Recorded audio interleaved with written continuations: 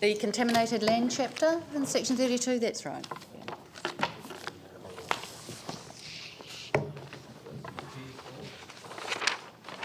I think there are some spares actually. No, I think they're down here.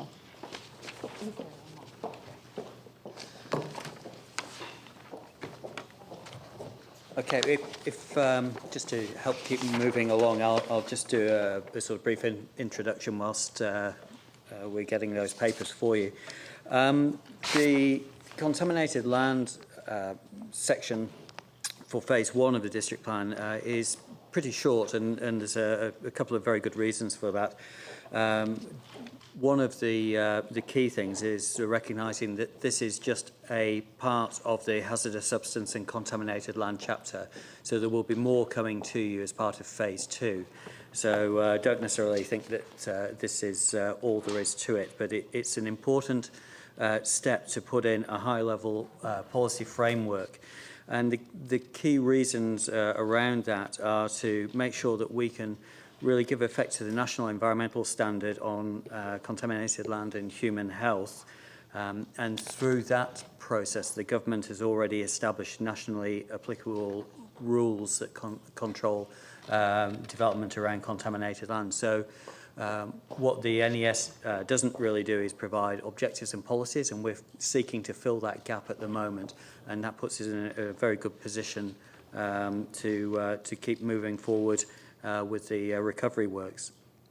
It's also worth noting that contaminated land is dealt with through a range of different mechanisms, so the district plan isn't the only port of call when you look to manage contaminated land. I mentioned the National Environmental Standard. Regional plans deal with contamination, particularly the discharge effects that can occur. And there's wider work that has been done at a national level through the establishment of the hazardous activities and industries list, and more localised at a regional level, the listed land use register. And you're probably familiar with work that has been going on with ECAN about that recently.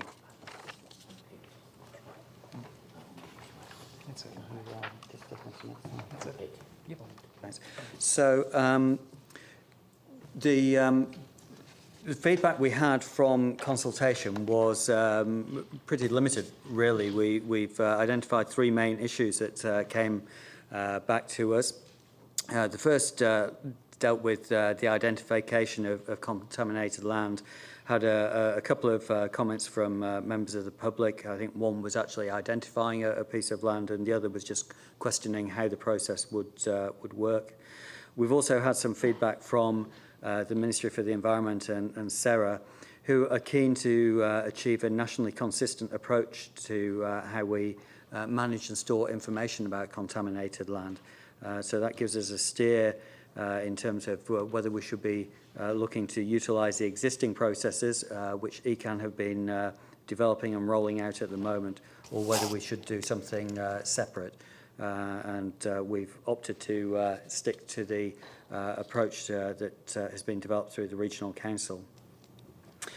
The next issue related to potential overlaps between the district plan and the regional plans, particularly regarding the water supplies and groundwater issues.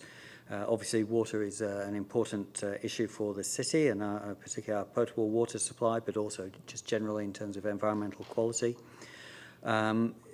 In regard to this particular issue, it was something that was flagged up by the Oil Industry Environmental Working Group, and they were just keen to make sure that we didn't end up duplicating or conflicting with any of the provisions that are in the regional plan. So that's a matter that we have given consideration to, and as I mentioned before, the regional plan really deals with the discharge aspects, and what we're looking at through the district plan is more to make sure that we understand how land use and subdivision happening on or around contaminated land gets dealt with. And finally, the issue that came up was regarding clarification of what best practice and management activities are for contaminated land. Again, the oil industry just flagged up needing to understand what is meant by best practice and looking to make sure that it covers other methods such as site management plans. It's not just about the physical development and works. And again, the feedback we've had from the Ministry for the Environment and Sarah was seeking to ensure that we have some degree of consistency with the national approach through the NES and guidance that the MFE provide. So moving on to what we've done in response to that, there's a small number of... Sorry, can I just catch up? Just in return, in regards, obviously the hazardous substances weights, Yeah. but just in relation to contamination, is it only land? So, for example, where there was that oil spill in Littleton and the bund and the thing it sat in Yep. was contaminated, is that covered? That will not be dealt with through this process. So the hazardous substance provisions that we'll be developing will deal with how you manage sites like that and make sure that there is appropriate controls so that if there are any spills or leakage, that they are managed at source and you don't then result in contamination of the land. So that's I guess the fence at the top of the cliff. Manage your hazardous substances appropriately, then you won't contaminate land. Okay, so something like that, actually, where the top of the cliff gave way in this instance and fell down onto the bond, but the bond was not secured. It was not okay. What happens in that? Will we actually deal with that in our district plan as opposed to the regional? So we would deal with the approach in terms of making sure that there are provisions so that we manage those sites appropriately as for the hazardous substance. Where there's an incident like there was in Littleton and there becomes a spill, then that becomes a discharge. So if the oil in that instance breaches the bund and gets out into the wider environment, that would be most likely an uncontrolled and unconsented discharge, and that would be picked up through ECAN as part of their process. That the area that something that is potentially hazardous or contaminated sits in is actually safe to start with, so that an incident doesn't allow for leakage somewhere else. Yeah, the hazardous substance part of the review will deal with that. So what we're looking at the moment is when things have happened in the past that have resulted in contamination, what do we do when we approach the contaminated land? So we're not dealing with the things that lead up to causing it at the moment. That's dealt with, I say, really through how we manage hazardous substances. We're now just saying, once it's there in the land, what do we do about it? So we've made a number of small amendments to the approach that we'd consulted on. Firstly, we've looked to include subdivision within the objectives and policies. This just appears to have actually been an oversight. It was intended that would have been in the draft right from the outset. For some reason or other, it didn't make it through into the version we consulted on. And in fact, we really do need to add that back in, not just to make sure that it's comprehensive in terms of how we approach the issues, but also there's a requirement in Section 31 of the Resource Management Act that we address the effects of subdivision on contaminated land. So that's really just a bit of a correction there.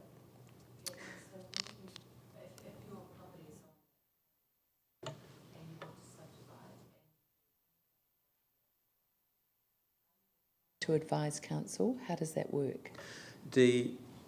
Well, you would probably need a consent for subdivision, but the National Environmental Standards basically say that if you it establishes whether you're permitted, controlled or discretionary activity.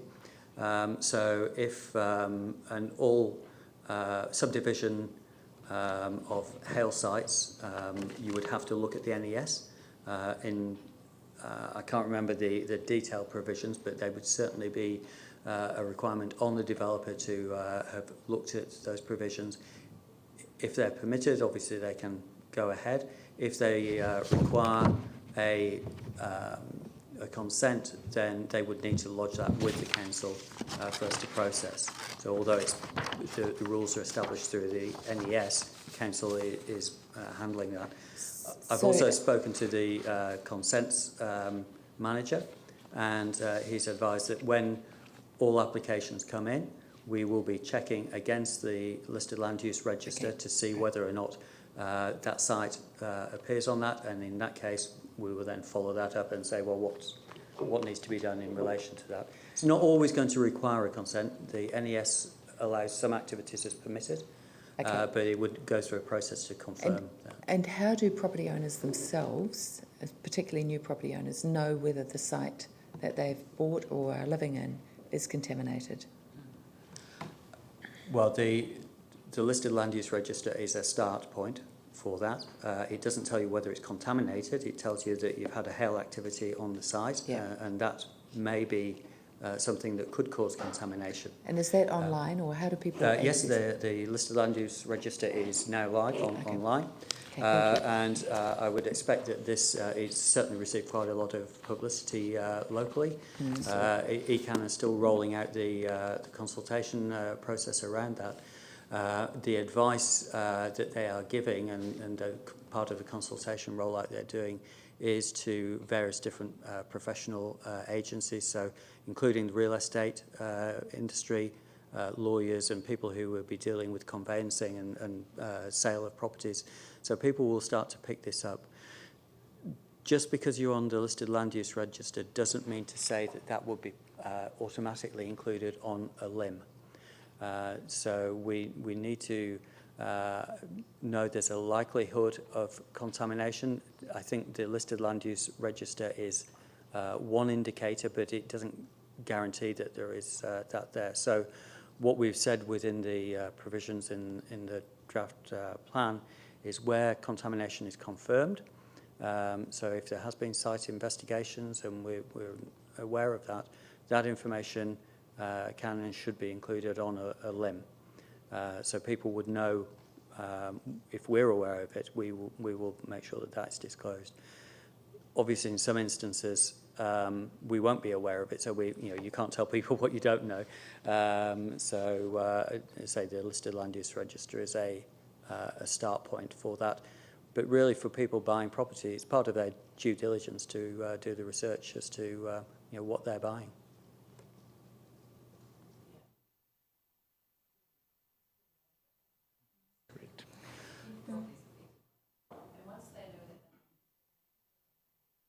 No, my understanding is that you wouldn't come off the register, but you will be included as or identified as verified non-hail. So the reason that they have indicated that they wouldn't want to take people off is because if in future an inquiry comes up and someone says, well, I seem to recall that there was something that happened on this site, you don't want to have to go through the whole process again. You just want to be able to go to one data source that says, yes, it looked like there was something that's been investigated, and the outcome of that investigation is whatever. So you will either be able to be verified non-hail, or if you are contaminated, it will tell you more about that detail.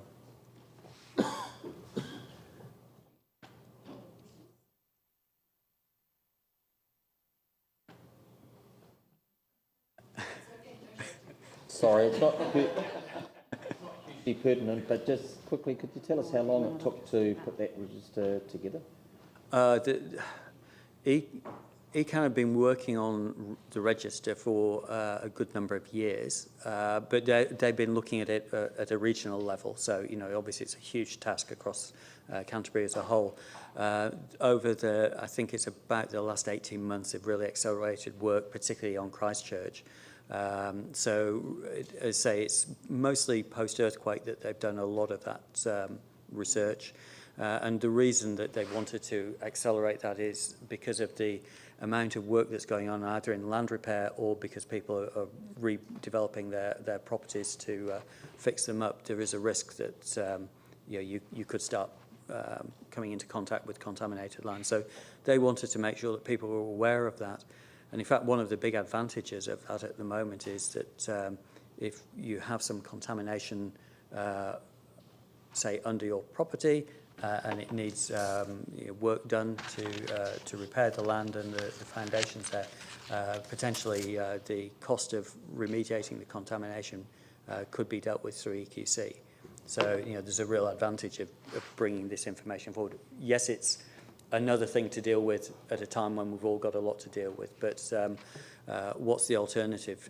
Ignore it and let people redevelop, and then find out later on that they've potentially got an issue. So I think he kind of taken the view that it's timely to get that information out to let people consider it as part of the rebuild, and also to ensure that people can comply with the national environmental standards. So that's really why they've accelerated that work in that time frame. Yep.